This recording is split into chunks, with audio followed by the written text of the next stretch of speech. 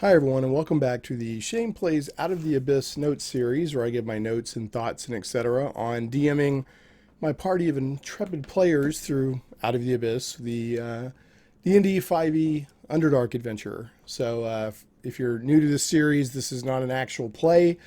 This is just where I kind of give my thoughts and notes and an overview on not only running the adventure, but just on DMing in general and rules, clarifications or thoughts or how to do rules, that kind of thing. And if you're a returning viewer, thank you so much. I really appreciate the feedback and interactivity this series gets. So jumping right into it, let's get into viewer feedback. I'll put on my +3 spectacles of viewer feedback and we'll see what there is to see. Let's see here. All right, viewer feedback. All right, so last video was video 75, and we heard from Vasily, and he said Yanogu is very brutal. I agree with that. My players knew to run right away and for good reason, and this is Yanogu is a demon lord that you'll encounter in the Labyrinth, or the maze area of Out of the Abyss. He said one of his characters, a paladin, tried to go one-on-one, toe-to-toe with the demon lord, and didn't hit him with any of his 3 attacks and went down savagely in one round due to a critical hit with the pain head of his flail. Yanogu has I think a 3-headed flail, if I remember right. It's pretty nasty. So the other players ran and grabbed his dying limp body, dragging it along as they ran as fast as they could. Yanogu didn't even follow because the adventurers were so insignificant. It was glorious, Vasily says. And yeah, I love the disdain that Yanogu showed there. So it's a great reminder at this point in the adventure, if they try to just confront Yanogu, I mean, unless they're just get really great rolls and Yanogu gets terrible rolls, or they're a lot higher in level than the book expects them to be, or if they're just a huge party, I mean, it's just not a good idea to get into it with Yanogu at this point. Let Yanogu take the Garistro out, let Yanogu split, and then they can get the heart of the Garistro and the demon blood off the Garistro's, or the demon lord's blood off the Garistro's horns. So anyway, Sonic Halo, and thanks for the comment there, Vasily. Sonic Halo said, and then this is where I had asked, I had a player, there were 2 or 3 players that leveled up recently, and one of them plays a warlock and has been a warlock for like 7 levels, 6, 7, I mean, the whole time. And with the new level, they said they might take Barbarian, a level of Barbarian. And I had said, hey, I'm not against that. I'm not going to say that you can't. But, since that's such a, sort of pivot off being a warlock, suddenly you take a level of Barbarian, let's come up with a good in-story reason, a good narrative reason why that would happen. And I went out of my way to say, I'm not doing American Idol. I'm not Simon Cowell here. And I'm going to, tell you you're not good enough or anything like that. I just, let's come up with something to at least, narratively explain why that would happen. And then I even threw a couple of examples out and said you could use those or, something else. Now, just so you know, the player ended up just taking another level of Warlock. And they said it's because they were talking with other friends of theirs about plans they had for the character. And it just made more sense to keep going with Warlock. And they also wanted to take a level of Barbarian, I think kind of because they've got Wave the Trident, that powerful, it's not an artifact, it should be in my opinion, but it's a powerful sentient legendary weapon from White Plume Mountain. And for whatever reason, her character has ended up with that Trident Wave, and she's just not that proficient with it. So evidently, she was kind of thinking of trying to work that more into her character. That was one of the reasons why she was considering Warlock. Anyway, so Sonic Halo said, you were completely justified on the asking for an in-game explanation for the Warlock taking a Barbarian level. That really seems to come out of left field. Even as a partial power gamer myself, although I still love role-playing, I can't think of any synergy that would have, as Warlocks rarely need high strength and you can't cast spells in rage, meaning the Warlock's main tool, Eldritch Blast, wouldn't function. I have not commented in a while as I've been behind an episode, still highly enjoying the series. Okay, so he's got some, or he or she, Sonic Halo, has something else they were going to say here, and I'll get to in a moment. But yeah, that's kind of where I was coming from. Not that you can't do it, but it's just kind of, out of left field. So let's come up with like a good reason why that would happen.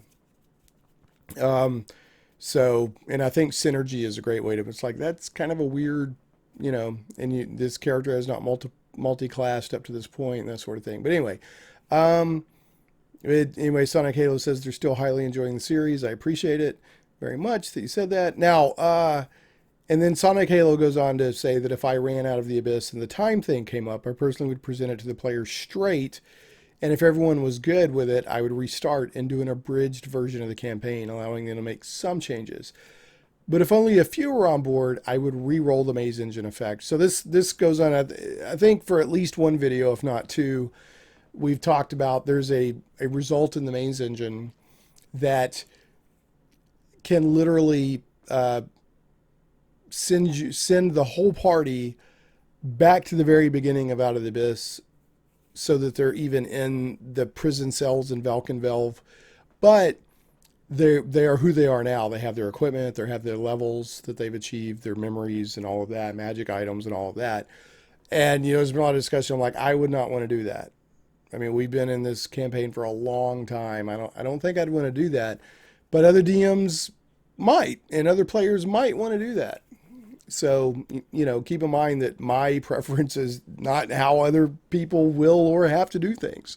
So, you could definitely have fun with it. My main thing is, I'm ready to, I want to get a satisfying conclusion to Out of the Abyss out of all the time we put into it. Each video is roughly pretty much a session. So we've had 75, 76 sessions, somewhere around in there for this campaign. That's a lot. Because we play 2.5 hours at a time, once a week at a game store. And I'm also looking forward to, like Tomb of Annihilation looks very fun, Storm King's Thunder. So there's some other stuff I want to play as well. But again, season to taste. So thanks, Sonic Halo, for your comment there. Now, Ian Payne also said, "Hey, Shane, I just caught up for the second time in the series. My players are just about to leave King Bruiner and head back down for the second half. These videos always help. I know you hear this a lot, but keep up the good work, man. I appreciate it." As far as leveling goes, and now here's Ian's take, I will not let a player take anything that is not explained. Period. I set the rule at the first level my party gets. So if anything, I'd say you're too lenient. But there is always ways around it. My cleric, I think, wants to dip into bard because she keeps asking in character about bards and even bought a book. In that situation, if she says she is multiclassing, I'll have no problem. It's all give and take. Yeah. So what Ian's basically saying here is their players are kind of role playing that's on their mind and they're interested in it ahead of time. They're seeding it, if you will. They're seeding that multi-class to come. My response to Ian was like, yeah, if you're going to have a house rule that you got to explain any multi-classing, I'm assuming that Ian doesn't mean like if I'm a fighter and I take a level of fighter, but the taking a multi-class or whatever, then yeah, I mean, I think that makes sense. It's like, it's not to prevent players from doing stuff. It's to, let's think about story-wise why that would happen. And I have a player that'll do that kind of thing. If they want to learn a new language at some point, they'll, like, every time they go shopping, they'll say, hey, are there any books on X type of language? Or, if somebody's wanting to take a certain kind of ability, they may kind of role play that, they're interested in, they notice that so-and-so can do this kind of thing, and that's very interesting to them. And it just, makes it kind of more fun story-wise. So that way, when the level comes and you take the level, or the ability or whatever, it's just more in flow with the story. But again, you don't have to do that. I mean, it's how each group wants to do it. I mean, some groups are very, loose and mechanical about it. It's like, well, they could be in the middle of a fight and level up. Boom, I've leveled up like a video game. I just get all my abilities. Or other groups will be like, nope, you got to get back to town and find a trainer and do some downtime. Or, I'm usually like, in between sessions, as long as they're not in the middle of an encounter, I'll be like, level up. It doesn't matter where they're at or what they're doing, as long as they're in between sessions and they're not in the middle of an encounter of some sort. I dole out XP every few sessions, and if they have enough to level up, level up. I have some players who are like, what about, how do I get my spells and this? And I was like, well, just, it's okay. Let's say you've been studying that spell ahead of time or whatever, so but if there's DMs and player types and groups that want everything to be much more, hey, I got to go to a city and find somebody to teach me that spell, that's fine. It's some of these things with D&D are completely up to the tone of the group, and that stuff can be fun too. Having a session of, being in the city and role playing, finding somebody to teach you the spell or whatever. So anyway, that's it for the official viewer feedback on video 75. I did want to mention a comment I got from video 4, which was very good for me. It's one of those kind of comments that'll put a spring in a YouTube creator's step. Xander Kroll on video 4 said, I'm preparing to run Out of the Abyss in a few weeks, and these are so incredibly helpful for helping me understand how best to run this game. Thank you for these. It's succinct and personal enough to help while being interesting to listen to while it educates me. Thanks. And I mean, that is exactly what I try to do. So, if I was going to type up like a mission statement for what I try to do with these D&D videos, and Xander nailed it. It's succinct, personal, helpful, and interesting to listen to while hopefully educating. So that's exactly what I'm trying to do. So thank you, Xander. That was a great comment. And he also went on to say the nature of the book being so dense with ecology and detailing while not distinctly showing how it can connect makes it hard to really form that outline in my head. So hearing how someone else has handled it has really put some things into perspective. Anyway, that's, and he goes on to talk about sometimes a cigar is just a cigar and a random encounter is just a random encounter. It's good to hear that's the norm for this module. So again, Xander, thank you very much. And then I also wanted to point out, I had some good comments from Lord Cephalion. He had some good comments on video 8 and I think video 7 and maybe even, I'm not going to go into those, but if you want to go, especially video 8, there's a good discussion there on Lord Cephalion debating his dungeon master over rules and something he could do with his character. So that was a good post. So you might want to go check that out. So that's it officially for viewer feedback. Now I'm going to leave the +3 spectacles of viewer feedback on because I've got a couple of rules things I'm going to go into, and I want to be able to see my screen well. So these are now going to become the +3 spectacles of viewing my browser window for rules. So that's what they are now. But this, well, no, I guess symbolically I took them off for the end of viewer feedback.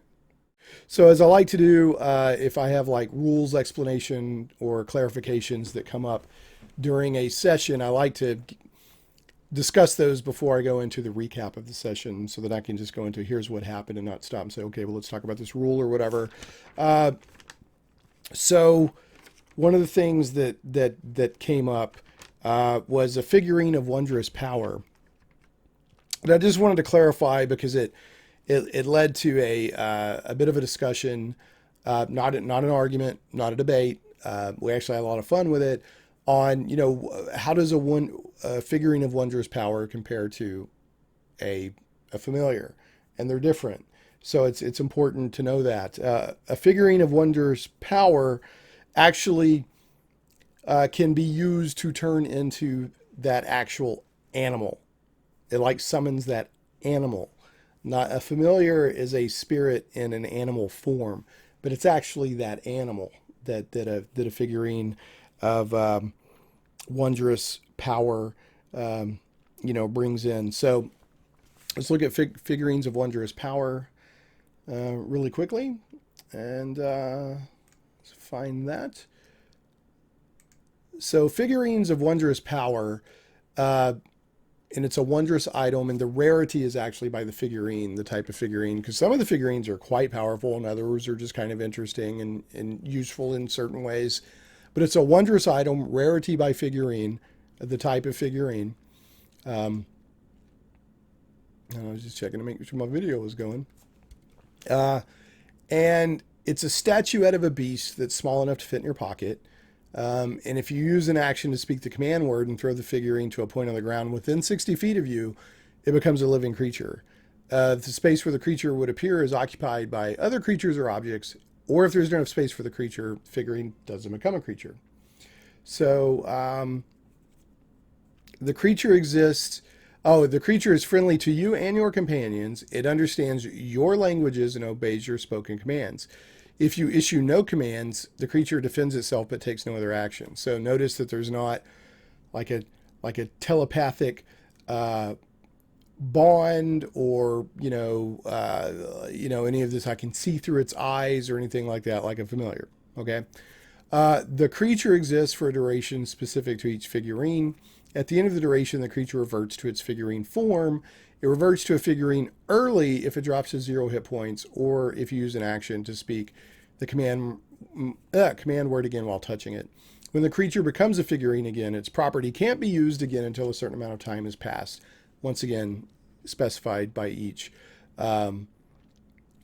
figurine. So, and there's everything from a bronze griffin to an ebony fly to an ivory goat to an onyx dog, et cetera, et cetera. And what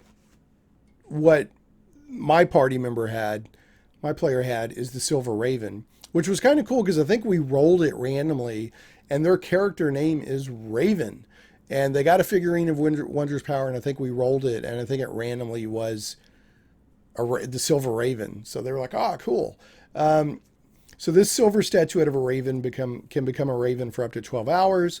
Once it has been used, it can't be used again until 2 days have passed. There's other one like the dog, for example, can't be used again for 7 days. So you can't just keep summoning with this figurine over and over and over. While in raven form, the figurine allows you to cast the animal messenger spell on it at will. And what that allows you to do is give it a message, and then it'll go find the person. As long as they find it within the right amount of time, it'll give them the message in your voice and all of that. So also, the figurine of Wondrous Power, probably, the most famous one is Guinevere from the Drizzt Do'Urden stories, right?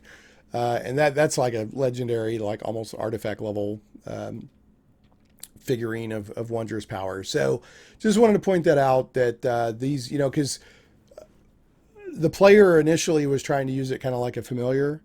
And so we kind of had a discussion, not just me and the player, but everybody at the table were kind of like, oh, what can we use that for? So it's like a familiar.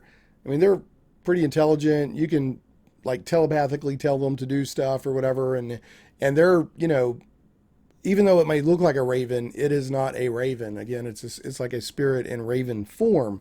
Whereas this raven has the, when you summon whatever it is, with the type of figurine, in this case a raven, it's basically a raven with all the stats and normal abilities and that sort of thing as a raven.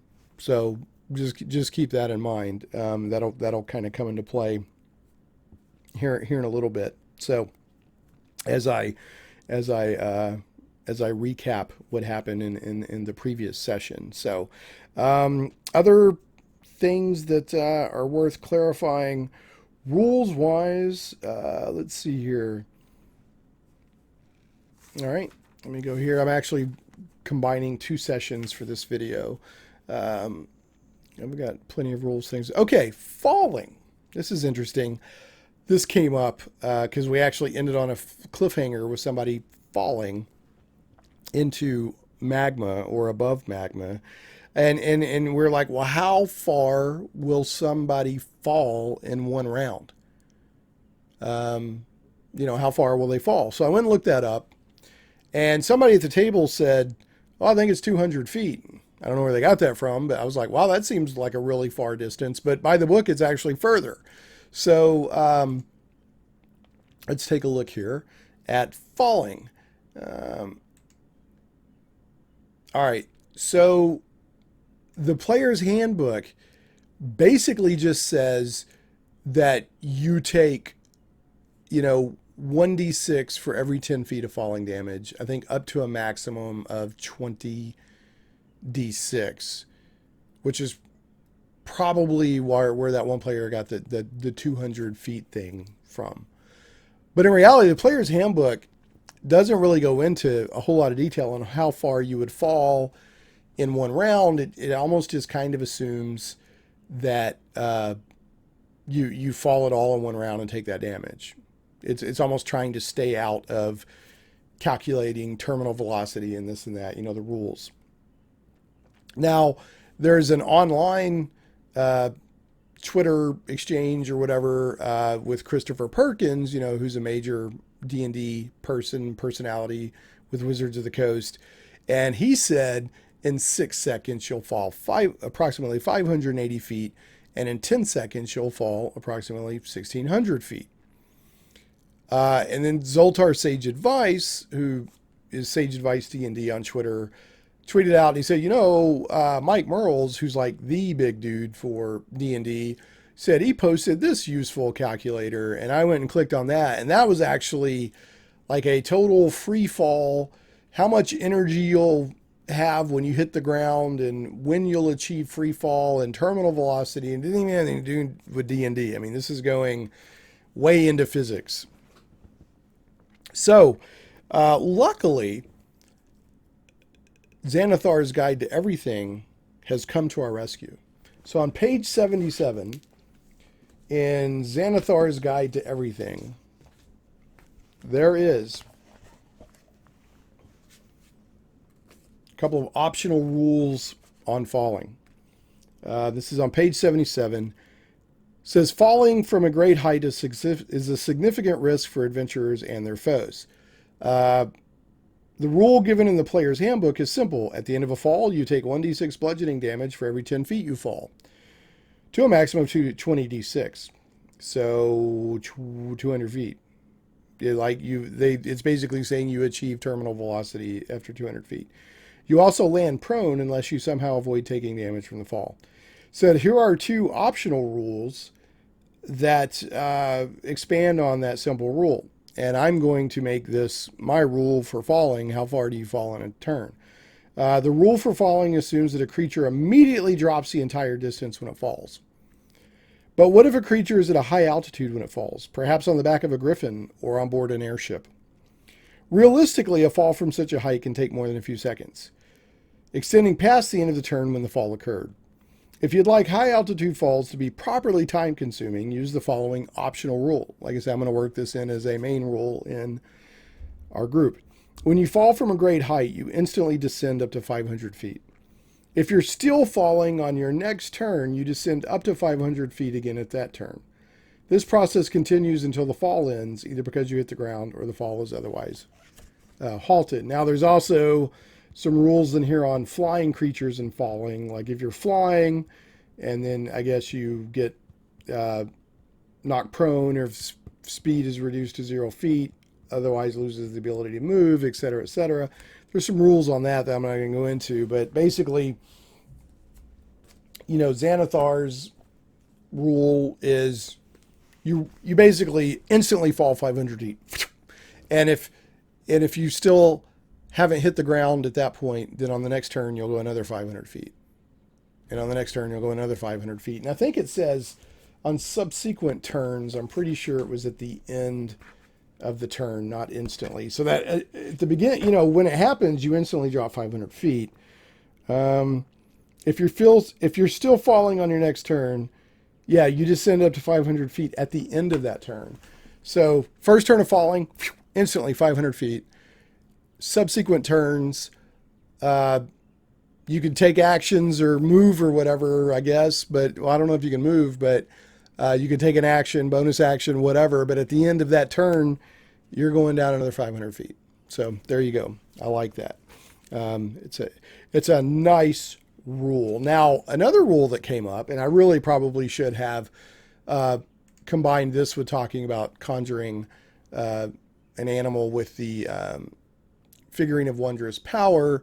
But if you conjure something, it came up like, okay, if you conjure an animal or summon this or whatever, if you summon a creature or something that gets an initiative into a battle or any situation that has initiative counts, then when they're summoned in, they roll initiative and they get their own initiative count. Now, they don't have to wait until the next round to take their turn on their initiative. If they roll, like say if your initiative count is 15 and you conjure a raven with your Figurine of Wondrous Power, you conjured that raven, it gets its own initiative roll.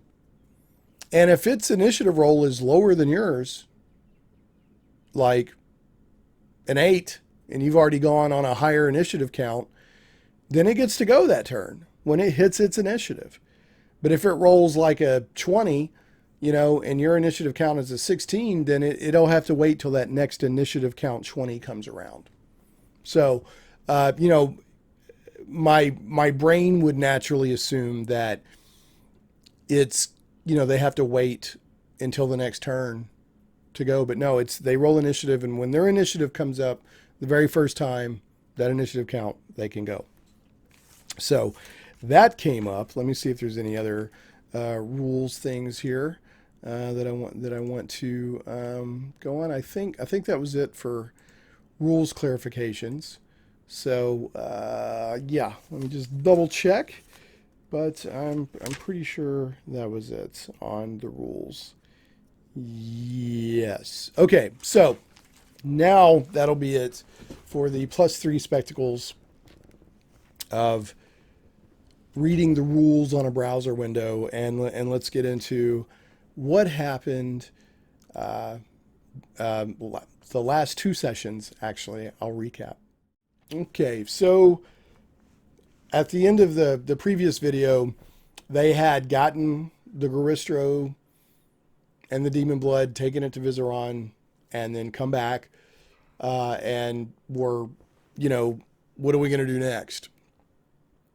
And if you'll remember, the Modron that is hanging out with the Warlock that they got from Karazakar, the Beholder had a prisoner Modron that is kind of bonded with the Warlock. I kind of dropped a little plot hook during that session saying like, the Orderer is near, and it was getting kind of excited about that. And yes, the party did pick up on that, but when they came back, and kept resume play, they're basically at that spot where Yenogu had defeated the Garistro, and then they had defeated the Gnolls, and Yenogu had left. Now, one thing I had to clarify with the players was originally I said, there's just one exit, like you're on this ledge looking down in this big cavern, and there's an exit on the end. Well, by the book, there's actually an exit that kind of goes off to the side, and then also an exit on the opposite end. And Yenogu went out the side exit, the side hatch, if you're a Tenacious D fan. So, the point of that is to allow the players to go a direction that Yenogu didn't. Because Yenogu is a very, very, if they haven't gotten the point by now, it's good to help them understand that Yenogu is a very, very dangerous opponent. So, there was some discussion among the players, though. It's like, should we follow Yenogu? Because they were getting, players will do this shiny, and they'll go a direction that you're not expecting.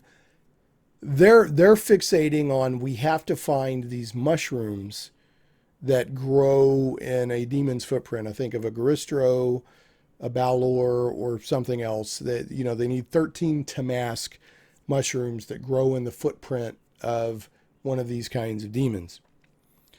And so they're fixating on that. And even though I know, well, that's going to come later, I mean, they're really like, where do we find this? So, you know, remember that players, they don't know, you know, they may frustrate you. They're like, well, I want to go this way. And you're like, I don't want you to go that way. But, you know, they don't know. They're trying to problem solve the best they can in most cases. Now, occasionally you will have players that try to troll you, but for the most part, they're just trying to problem solve. And that means they're invested in the story and, you know, they're wanting to get the next item in the quest or whatever. So they had to, you know, really think about, you know, which way, you know, do we want to go here? Another thing that came up for those of you that are kind of keeping track, you know, a player who is now no longer in the group had borrowed a book from Viseron, and then, you know, is no longer in the group. So we're role playing like every time they see Viseron's like, where's my book of magic? And they're like, oh, well, you know, he has it and he had to leave, but we're trying to get it back for you and all this. And Viseron's like, I want my book back. So there was a little bit of discussion among them of, you know, are we going to use the sending stones to try to get his book back or not? And, you know, that kind of thing. So it was interesting that kind of came up naturally among the players. And, you know, I didn't say one thing or another, but if they just completely ignore the book, it's probably going to come up somehow. You know, I mean, Viseron needs them, you know, to collect all these ingredients. And he's actually been impressed with them with all the, you know, they brought him an entire beholder. They brought him an entire Garistros corpse. You know, he's kind of impressed with them. But anyway, it'll probably come up again somehow. So they wanted to, you know, follow the you know, because they're thinking about these mushrooms. They're thinking about, where do I get these mushrooms at? Which, by the way, they will get at the Fetid Wedding, which is a encounter that comes later, not too much later, but later. And the Fetid Wedding was kind of first introduced in Neverlight Grove when Zuktmoy is basically getting like fitted for her wedding dress. So there's this whole crazy weird thing going on with a couple of the demon lords. But anyway, that's where they will find these mushrooms that are growing in a demon's footprint. So so they wanted to follow these Garistros trail using survival to see if they could find Tamask mushrooms. Now, I was like, I don't, you know, what do I do here? And they were really wanting to go the way that, you know, Yenogu went and all this. So I had them, they did a survival roll, and I kind of on the spot had to, you know, kind of come up with, well, you know, which way did the Garistro go? You know, I don't know. And I think maybe I rolled it randomly. But anyway, when they started tracking this Garistro trail, it had actually gone out the way that Yenogu had. You know, and I think actually I did that on purpose to discourage them from going that way. Where I'm like, well, the Garistro went that way, or came from that way, the same way that Yenogu went. And I think now that I think about it, I didn't do that randomly. I did that on purpose to kind of try to discourage them from going. But players being players, they were like, well, Yenogu's got a head start. You know, we'll just go ahead and go that way. So they were using, you know, survival to kind of, you know, follow its trail. And I'm thinking, boy, what do I do now? How do I get them to the Gallery of Angels? Because that's the next logical, you know, encounter to get one of the ingredients. So what I ended up coming up with, it actually says in the book on page 186, for the Gallery of Angels, the way that goes to the Gallery of Angels, this is other creatures in the labyrinth avoid this cavern. So I just kind of on the spot came up with a fork that one way, you know, was pretty well traveled, and it looks like maybe the Garistro went that way. But this other way with the survival and perception, all that. It's like nothing ever goes this way. It's, untouched. And I thought that would be interesting and compelling enough to get them to go that way. And that's exactly what happened. So if they had not gone that way, I would eventually have just gotten them to the, this gallery of angels somehow. But I thought it would be interesting and fun to do it that way. And that is in fact what happened. Now, when I was talking about the Raven earlier, when they first started following the trail of the Gristro and the way that Yanogu went and all that, they were like, well, why don't we send, the guy's like, I can use my Figurine of Wondrous Power and summon this Raven, and we'll send it ahead. And, it will be our scout. It will be our, danger minimizer. Well, I said, what kind of vision does the bird have? And I didn't look it up to verify, but the player was like, oh, it doesn't have like special dark vision or anything like that. And we had fun with it, where it kind of went a little ways ahead. And remember in the Labyrinth, the tunnels are twisty turny. They double back on each other. It's very crazy. It's not just a straight line or smooth or anything like that. So I basically said the bird goes a little ways ahead, and then you hear a lot of like fluttering and banging and kind of a conflagration and banging around and all that. And it eventually kind of makes its way back, and it's kind of, ruffled looking and unkempt. And he said,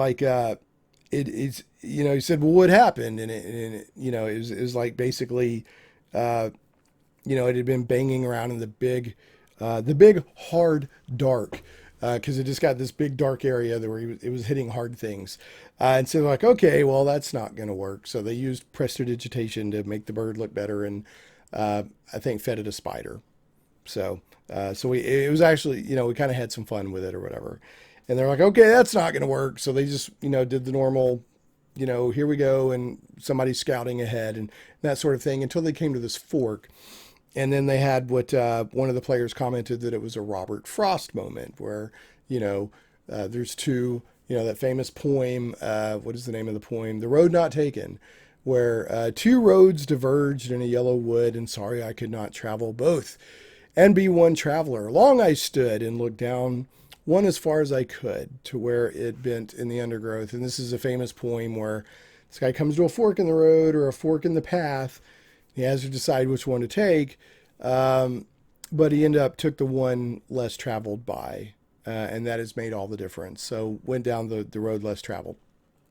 So my players, as one of the players put it, had a Robert Frost moment, and they went up the way that was not as traveled. And of course, yes, it brought them to the Gallery of Angels, and the Gallery of Angels is a really interesting encounter. One, because this is where they get another set of ingredients for Viseron. But two, the encounter itself is interesting. It can be entirely role playing. There may be combat, there may not. We had combat break out between the players. One of the players became charmed and started attacking the other players. But the Gallery of Angels is on page 185 and 186. Now, I'm not going to go through every individual thing here, but I will introduce it to you. The passage you follow climbs upward as it corkscrews through stone, finally emerging through the floor of a large cavern. The ceiling arches 60 feet overhead, bristling with stalactites that drip water onto stalagmites rising from the uneven and broken floor. Here and there between the stalagmites, several statues of winged humanoids are set in poses of suffering and anguish. Some cover their faces while others claw at them. Others reach toward the ceiling, their faces twisted into expressions of longing. So these are angels that were banished here, basically. They're fallen angels that were banished here by their gods. They said, even though they are transformed into stone statues, the fallen angels remain very much alive. Their petrified bodies having become prisons for their minds and souls. They remember who they were. They know what they did and why they are here. They know everything transpiring around them, yet they can do nothing. They are trapped forever, and the isolation, darkness, and endless torment of their fate have driven them mad. No spell can undo the angel's curse or free them from their petrified state. So, there you go. Yeah, it just says the chamber houses the petrified remains of 8 fallen angels condemned by the gods to pass the ages in the dark depths. So, now if you as a DM want to do something different, that's fine. But by the book, these angels cannot be freed. Even if you completely destroy the statues, it doesn't matter. They stay in this cavern, or even, in the various pieces of stone from the statue that's been shattered. And, it's obviously they've been here for a long time. They've had stuff crystallize on them and, water dripping on them and that sort of thing. Now, some of the things my players asked was like, are they attached to the floor? And I said, well, not necessarily, but they've been here so long that they're kind of bonded with the floor, but they're not literally, attached to the floor, like intentionally. And remember, all of these angels are in various states. Some of them are like pointing upwards. Some of them have like, they're clawing their eyes out. And some of them are just horrified. And I mean, it's creepy. This is not, a pleasant. Some of them literally are like, it looks like they're ripping the skin off their faces. And it's not good. Now, a lot of players, especially if they're, multi-fandom geeks, are going to start thinking about the weeping angels from Doctor Who. We had a couple of references to that dropped by players, but these are not, this isn't a don't blink thing. They're not going to, if you make eye contact with them, they're not going to send you back in time or anything like that. Although some players will probably think that's kind of neat. The main thing is each one of these angels, it says a character who makes physical contact with an angel, even through gloves or some other protective covering, knows that angel's name and experiences the effect described below. If you wish, you can roll a d8 to determine which angel a character touches, re-rolling any repeat results. Now that's what I did. I just did it randomly until players started saying, well, can I find a angel that is screaming, or can I find an angel that's pointing, or can I, started asking particulars. And then if there was an angel that kind of fit that, then I would say, yes, you see an angel like that. Now, what I did not do, and you could do this as well, is put them out on a map and which one is which. And then you could, do it that way. And then specifically, I'm going to go over to this one, and you know what that angel is. I didn't do that, but you could. Right, so unless it's specified otherwise, the effect is instantaneous. And then while there's no limit to the number of creatures that can touch an angel and be affected by it, so if you have a party of 6 people, all 6 characters can touch the angel and get the effect. Just repeat it for different characters. However, a creature that touches an angel and triggers its effect can't trigger that particular angel's effect again until 24 hours pass. So the same character can't keep trigger. Remember, it says any character who makes physical contact with an angel, even through gloves or some other protective covering, knows the angel's name and experiences the effect. Now, basically what needs to happen is they need to carve off or chip off a feather, like a stone feather, from 6 different angels. There's 8 here, but they only need 6 for the ingredient list that they're working on for Viseron. And then it says the adventurers, this is on page 186, can chisel or break off stone feathers from the angel's wings. 1 each from 6 different angels fulfills the requirements for Viseron's ritual, although characters can take more feathers if they want. Other creatures in the labyrinth avoid this cavern, making it a safe place for the party to take a long rest. So, there you go. Now, I'm not going to go through each angel here. Some of them have beneficial effects. Some of them don't. Some of them can cause madness or other bad things. One of them will charm you and if you fail a will save and have you attack your party members. There's a couple of angels, Tamiel and Zarad, will allow you to ask questions as if you were using either the contact other plane spell for Tamiel or the divination spell for Zarad. So that's, my players discovered that, and, they were like trying to really exploit it and trying to get information. So, and they were asking questions like, where are we supposed to get the feathers? And are you the angels? And they were, and like the angels were like, we're right here. I mean, do you see any other angels around? But I think the players were suspecting a trick, or, well, now these are statues. Like, does that count if we take one of these feathers? And yes, it does. It does count. So I think the players were a little suspicious, but they finally got the point that, yeah, okay, we can take these feathers and they will suffice. Another thing they did, they started asking, where can we find the mushrooms? And it was the I think whichever angel it was, one of them will give you an answer if it can be within 7 days. And they basically said the answer or the place you seek you will not be there within 7 days or something like that. And that was my way of telling the players truthfully that, it's still a little ways out. So, don't obsess over the mushrooms just yet. And then I finally, I keep,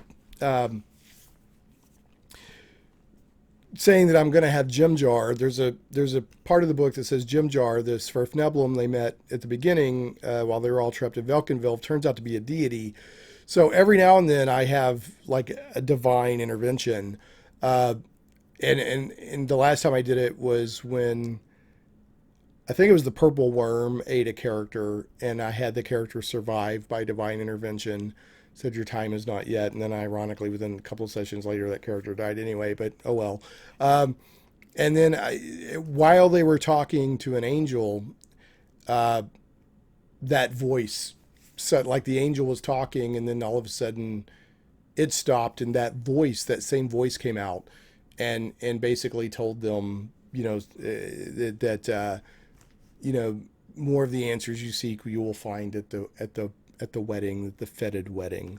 And that was Gem Jar, interceding.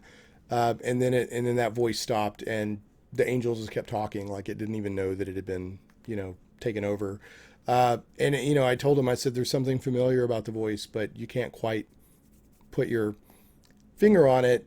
And the bard was like, is that there's a gnomish, deity called like Glad Hands. I can't remember off the top of my head, but he was kind of asking, was it that? And I said, you don't know, but you just know that it was a presence beyond just this angel, and based on what y'all have discussed before, you suspect it was the same voice from the Purple Worm incident, that kind of thing. So but just read up on the angels, and you'll be fine. We had a little bit of combat basically because of one of the players getting charmed. But, it didn't last very long. They were able to, dispel that charm pretty quick. So the other thing that I did, now this is homebrew, what I'm about to talk about. This is homebrew. If you'll remember, if you've been keeping up with this video series, my players have a wand of limited vengeancey Underdark teleportation that Vizeron gave to them. And it's not a wand in the traditional sense. It doesn't have charges and all that. It's this magical device that, remember, teleporting around the Underdark because of the Fair's Rest is very unpredictable and can be dangerous. But this device, by casting a ritual, then it will teleport, out to a certain circumference of creatures and objects back to the Tower of Vengeance, and from the Tower of Vengeance back to the last place that they use it to teleport to the Tower of Vengeance from. So it's a quick summary of how that works. Now, what I decided to do, because these angels have been banished here, and by divine magic, they can't be removed. So, they were going to cast the ritual and take from this cavern and take the feathers back to Viseron. And they even said something like, are any of the angels in the circumference or something like that? And I think I even said, yeah. And so they're, I think it kind of briefly occurred to them there may be an issue, but they just kind of kept going. And then they're like, okay, we're going to teleport back. And since they didn't specifically say that they were going to try to avoid having any of the angels in the circumference of the teleportation, I said, okay, who's, and I always ask this, I said, who's teleporting back? And they told me, and what I had happen was that anybody that was in the teleportation effect, if they tried to teleport out from this gallery of angels, unless they specifically went out of their way to, we don't want any angels in this, we'll even move angels or whatever, which they didn't do that. They got 4d10, so 4 10-sided dice worth of force damage. So they said to start casting a ritual, and all of a sudden, boom, you guys are on your butts, and you took, however, it was like 29 or 30 points of damage. And they're like, whoa. And then I straight up told them, because I think they were kind of figuring it out anyway, but I said, you noticed that a couple of the angels were in the circumference area of the effect, and they're like, okay, we get it.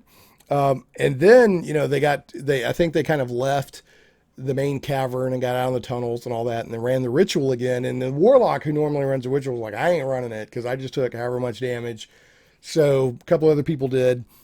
And since they had the feathers with them, but they weren't full on, the full angels or whatever, they took 1d10 damage going on the way back. And I said they got there and the wand was kind of smoking a little bit, and so like Viseron and Grin came out, his apprentice, and they're like, oh, and you could tell Viseron, even though he kind of played it off, was like kind of disappointed because he's been getting entire corpses of stuff and whatever, and he's like, oh, it's just the feathers, but he was like, oh, this is great, but you could tell he was kind of like, like, what? He wanted entire angels, or he's coming to expect that at this point. And he kind of looked over, he said, let me see that, and he took the thing, and he's like, yeah, you'll be okay. There's this divine magic and but you'll be fine. And he kind of gave the wand back. So when they teleported back, there was no damage because they didn't have the feathers with them. So they went back. Now, that was that session. Now the next session, and I probably won't recap the entire thing, but I'll kind of give an intro to what happened. The next session, they had already decided, they're like, what is the Modron doing? And I said, well, the Modron keeps getting more and more like agitated and not agitated like bad, but like excited, like the Orderer. So like, they're like, okay, we're going to follow the Modron. And they're like, where is the Orderer? And the Modron's like, that way, just pointing at a wall because the labyrinth is so weird. So they're like, okay, we're going to follow the Modron. Now remember, the maze engine it's an optional encounter. It's an interesting encounter, and it can be a cool encounter, but it's not mandatory. So whether your players go there, or if they ignore the plot hooks and don't go there, or if you don't even seed it and you don't even take them there, not a big deal.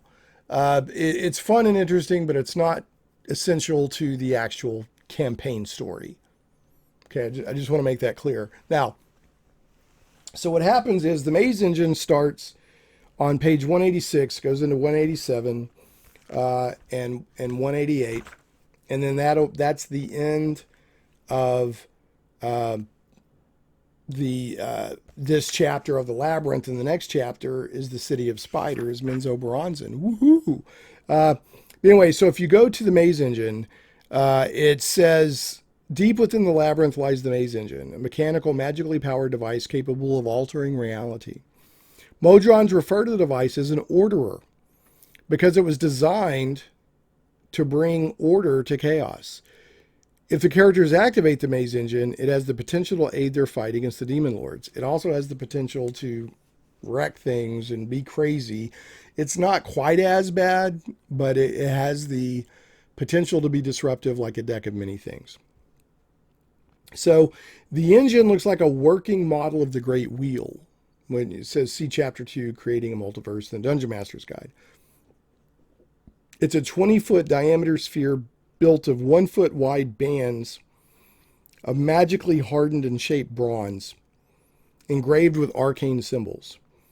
Gaps in the band show various gears and articulation arms within the sphere, which rotate and shift to represent the relationship between the various known planes of existence. Characters might learn about the existence of the maze engine from the beholder Karizikar, because he does ask them, he's like, do you know anything about the maze engine? But at that point, my players are like, no. And I think they asked Vizeron about it, and Vizeron's like, I've heard rumors of something that can like maybe change reality, but I don't know. And then the Modron, keeps talking about an orderer. So characters might also learn about the engine from Karizikar's Modron prisoner, which that's how they, the orderer, we're going to follow it to the orderer. And there's also my players, I didn't take my players into this encounter, but there's an encounter here in the Labyrinth called March to Nowhere, where there's more Modrons they can run into. So that's another way to get them to the maze engine if you want to. It says information about the maze engine can also be found in Graven Hollow, see Chapter 11. The characters could experience a vision of a journey to the labyrinth in the library or read an account of the device in its archives. Now, the great wheel. If you go into Chapter 2 in the Dungeon Master's Guide, there's basically this, one of the more common cosmologies of D&D is, you got the prime material plane, and then you got these sort of outer planes, and then you have these, trying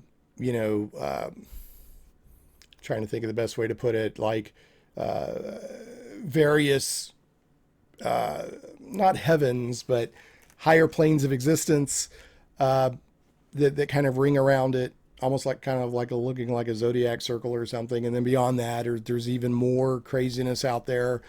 And if you see the new, especially the basic cover, not the premium cover for Mordenkainen's Tome of Foes, that's that kind of circular device that's on the front of that with Mordenkainen, is kind of the Great Wheel. But what this is a big sphere that has these 1-foot wide bands all the way around it making up. And in between those bands, you can see all this clockwork and mechanical stuff. And that's the maze engine. No, and it can alter reality. Now, normally it sets like on top of the cavern floor, but this crevasse has opened up and it's fallen down and gotten wedged in to this crevasse about 40 feet down, and 40 feet below it is a lot of, they say magma, but lava underneath that. And guarding this on the behalf of Baphomet is a Nefeshni demon named Slaughtertusk. So when the players show up, they're probably going to, it's Nalfeshni. They're probably going to have to fight the Nalfeshni, almost certainly. And then also if they activate the maze engine, then all kinds of crazy stuff can happen. So what I'm going to do, and then we'll end the video, is kind of explain how I ran Slaughtertusk, and then we will finish up because they're still in the middle of this encounter. So next session, I'll finish the notes that I already have, and then also do, how the encounter ended and how I'm going to get them from there to the City of Spiders and all of that. So, Slaughtertusk, it says right in the book that Slaughtertusk is like bored. Baphomet's like, guard the maze engine. And and he's kind of bored with that duty. Like he'd rather, I guess, be out in the fight. But he's very intelligent.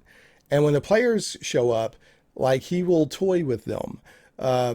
Even like in a battle, he'll prolong the battle. He'll toy with the players. Now, the way I had him toy with the players was like the players come up and they're looking around, and, they come into this big cavern. And it says, located 48 miles southeast of the Gallery of Angels. And I just said it was a couple days journey. It's 48 miles by the book, so you can look that up in chapter 2 to see how long that is if you want. Well, actually, I think maybe travel times in the Labyrinth are even different. Let me double check that. I think the beginning of the Labyrinth chapter maybe has notes on travel times. Let me see. No. Yeah, it just says characters in the Labyrinth can easily, so it's easier to become lost. And I guess your survival checks determine that, like on how fast you're moving or whatever. But anyway, it's 48 miles from the Gallery of Angels to the Maze Engine. And when they get there, it says located 48 miles southeast of the Gallery of Angels. The Maze Engine is wedged halfway down a 20-foot wide, 100-foot deep crevasse located in the middle of a large cavern. The bottom of the crevasse is filled with magma. A shimmering curtain of heat rises from the crevasse and makes the cavern hot and dry. The roughly spherical engine is 40 feet below the top of the crevasse and 40 feet above the magma. It can be reached by magic or by climbing down to it. The sheer sides of the crevasse require a successful DC 12 strength athletics check to climb. On a failed check, a character makes no progress and dislodges loose stones that clatter down the crevasse into the magma. If the check fails by 5 or more, the climber falls into the magma. Remember, you fall up to 500 feet immediately. Any creature that enters the magma starts its turn there takes 12d6 fire damage, or an average of 42 points of damage. Every foot moved in the magma costs 5 feet of movement. So the magma's nasty, and we actually, in the middle of this encounter, we had a flying character that lost concentration in the fight and was like plummeting to the magma. Plummeting to the magma. So we ended on that cliffhanger, which is why I had to look up that, the rules on falling. So now, having just recently found the Maze Engine, Baphomet has set a Nalfeshni named Slaughtertusk to watch over the crevasse and prevent any creature from approaching the device.